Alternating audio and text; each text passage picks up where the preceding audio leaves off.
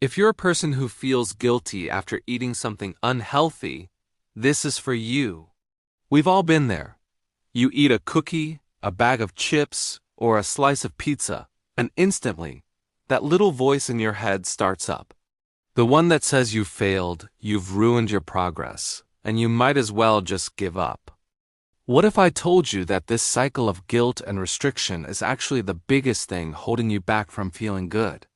And that the real secret to long-term health has nothing to do with being perfect? Welcome to The Better Habit, where we explore health and nutrition in a way that's realistic, sustainable, and actually works. Today we're going to dismantle the most toxic idea in modern wellness: food guilt. We'll explore why it happens, how it sabotages your goals, and most importantly, how to break free from it. Let us start with a simple but powerful idea. No single food can make or break your health. It's a bold statement, I know, especially when we're surrounded by messages that label foods as good or bad, clean or dirty. But scientifically, it's true. Your health is the sum of your habits over time, not the result of one meal or one snack. So, where does this intense guilt come from?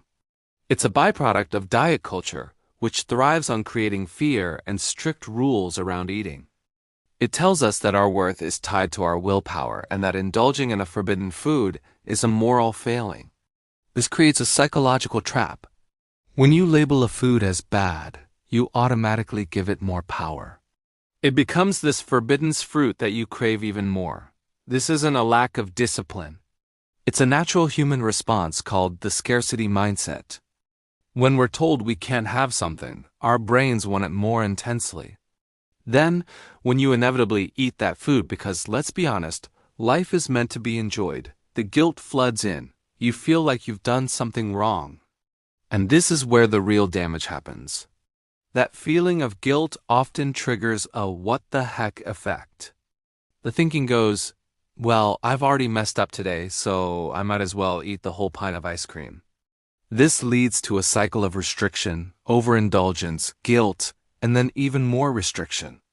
It's a stressful, exhausting loop that has nothing to do with genuine health.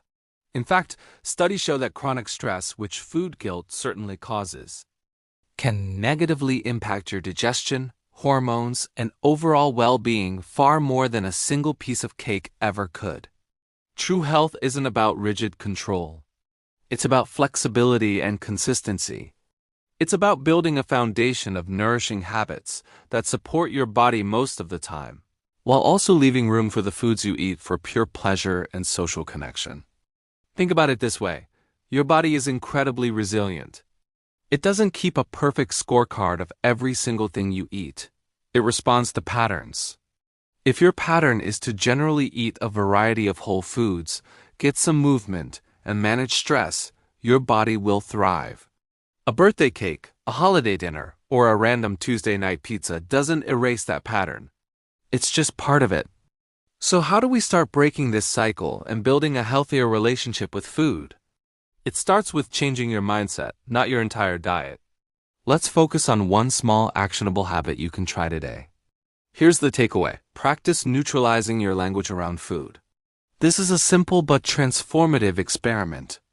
For the next week, make a conscious effort to stop labeling foods as good, bad, healthy, or unhealthy. Instead of saying, I was bad and ate a donut, try just stating the fact, I ate a donut. A donut is just a donut. It's a mix of flour, sugar, and fat. It's not a moral statement. Describing it neutrally strips away its power and removes the judgment.